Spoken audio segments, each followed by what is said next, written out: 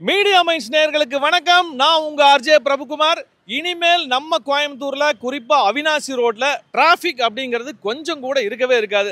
அந்த அளவுக்கு தமிழ்நாட்டிலே மிகப்பெரிய ஒரு நீளமான ஒரு பாலம் இங்க நம்ம அவினாசி ரோட்ல தமிழக அரசால் கட்டப்பட்டு முடிக்கப்பட்டு இப்போ திறப்பு விழாவுக்கு வந்து ரெடியா இருக்கு. இந்த பாலத்துல அப்படி என்ன ஒரு சிறப்பு அப்படிங்கறத இந்த வீடியோல பார்க்கலாம் வாங்க.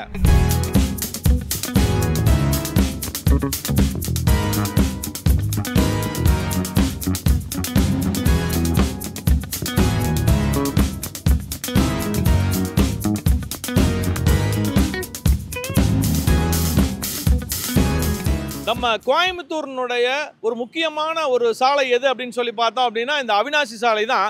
அவினாசி சாலையிலிருந்து நம்ம சின்னியம்பாளையம் போகிற வரைக்கும் சாயங்காலம் கார் டிரைவ் பண்ணி போகிறதுனா அடடடடா அவ்வளோ கஷ்டம். ஆனால் அந்த கஷ்டத்துக்கெல்லாம் இப்போ ஒரு விடிவு காலம் அப்படின்னு சொல்லலாம். வர அக்டோபர் மாதம் நம்மளுடைய தமிழக அரசினால் திறக்கப்பட காத்திருக்கக்கூடிய இந்த ஒரு பாலம் அப்படின்னு சொல்லும் பொழுது நம்ம உப்பிலிபாளையம் பஸ் ஸ்டாப்ல இருந்து விமான நிலையம் வரைக்கும் 10.1 கிலோமீட்டர் டிஸ்டன்ஸில் இருக்கக்கூடிய தமிழ்நாட்டினுடைய மிக ஒரு நீளமான ஒரு பாலம்.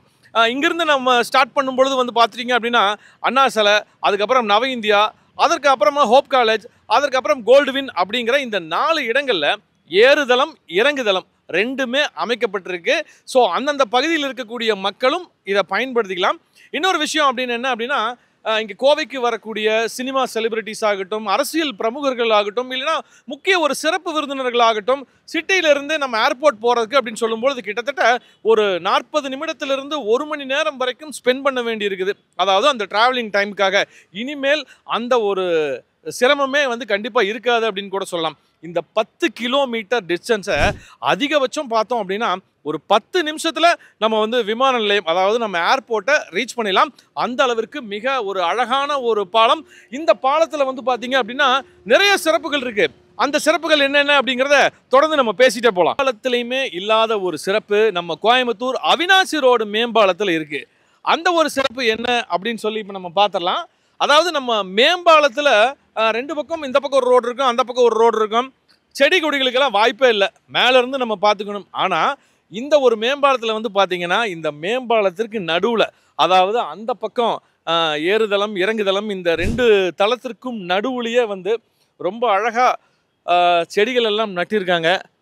இது இவனுடைய பராமரிப்பு அப்படின்னு சொல்லும் பொழுது சொட்டு நீரெல்லாம் கொடுத்து இப்போவே பராமரிச்சுருக்கிறாங்க. இப்போவே ஓரளவுக்கு நல்ல ஒரு ஹைட்டாக வந்திருக்குது. இனி போகக்கூடிய காலங்கள் வர காலங்கள் எல்லாம் சொல்லி பார்த்தோம் அப்படின்னா கண்டிப்பாக அது மேம்பாலம் மாதிரியே இருக்காது.